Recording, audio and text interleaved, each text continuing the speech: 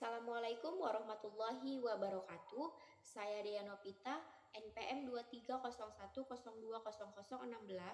Video ini dibuat untuk memenuhi tugas pada mata kuliah pengembangan kurikulum dosen pengampu Buya Kenny. Video ini saya akan menyampaikan argumentasi saya tentang kurikulum yang ada di Indonesia.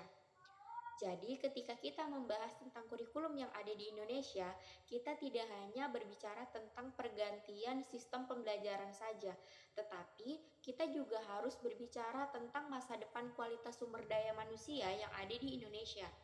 Menurut saya, kurikulum merdeka yang saat ini masih digunakan di Indonesia merupakan langkah yang sudah cukup progresif, karena menurut saya kurikulum ini sudah berusaha untuk mengubah pola pendidikan yang selama ini terlalu berorientasi pada hafalan menjadi pembelajaran yang berpusat pada peserta didik. Kurikulum merdeka ini mendorong siswa untuk lebih berpikir kritis, kreatif, mampu berkolaborasi, dan juga menyelesaikan masalah yang dihadapi dalam kehidupan nyata. Namun, keberhasilan sebuah kurikulum tidak cukup hanya dilihat dari konsepnya saja. Kita juga perlu melihat bagaimana kondisi pendidikan yang ada di Indonesia pada saat ini. Berdasarkan hasil program for International Student Assessment atau PISA 2022 yang diselenggarakan oleh OECD, kemampuan literasi, matematika, dan sains pada siswa di Indonesia masih berada di bawah rata-rata negara-negara yang bergabung dalam organisasi OECD tersebut. Bahkan hanya ada sekitar 25% siswa di Indonesia yang mencapai tingkat kompetensi minimum dalam membaca, dan hanya ada sekitar 18% siswa yang mencapai kompetensi minimum dalam matematika. Hal ini menunjukkan bahwasannya kualitas pembelajaran masih menjadi tantangan besar bagi dunia pendidikan, khususnya dunia pendidikan yang ada di Indonesia. Namun di sisi lain, pemerintah terus melakukan upaya perbaikan.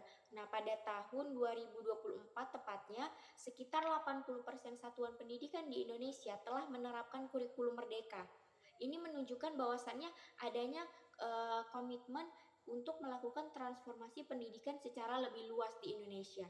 Akan tetapi, saya berpendapat bahwa masalah pendidikan di Indonesia tidak bisa diselesaikan hanya dengan mengganti kurikulum saja.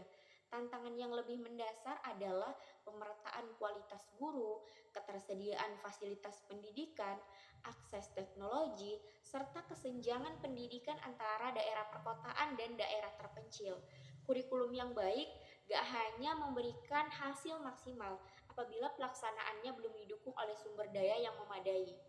Nah, jadi karena itu sebenarnya fokus utama pendidikan di Indonesia seharusnya itu bukan sekedar mengganti kurikulum setiap beberapa tahun, melainkan memastikan bahwasannya setiap perubahan kurikulum itu benar-benar dipahami oleh guru dan dapat diterapkan secara efektif di seluruh wilayah yang ada di Indonesia khususnya.